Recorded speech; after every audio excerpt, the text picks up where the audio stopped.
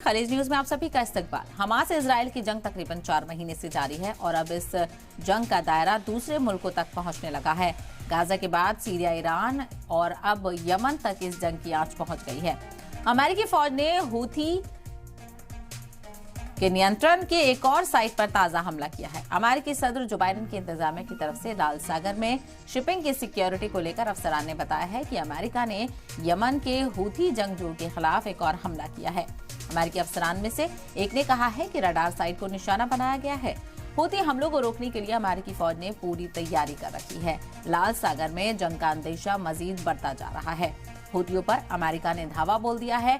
इससे पहले अमेरिका ने लाल सागर शिपिंग पर हमले करने की हूथी जंगजू की अहलियत को कम करने के लिए यमन के 30 मकामात पर हमले किए थे।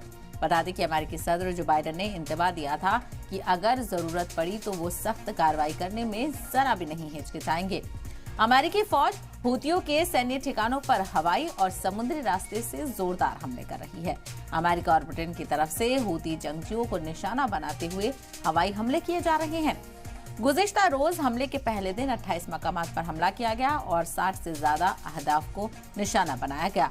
हूथी तर्जुमान के मुताबिक लाल सागर में कारोबारी जहाजों पर ड्रोन और मिसाइल हमलों की हालिया मुहिम के जवाब में अमेरिका की क़यादत वाली बमबारी में कम से कम 5 लोग मारे गए हैं और 6 जख्मी बताए जा रहे हैं। अमेरिका ने कहा है कि यमन के हूथी जंगजुओं के जेरे कंट्रोल इलाके में 28 अलग अलग मकामात पर 2 मरहले में हमले किए गए हैं।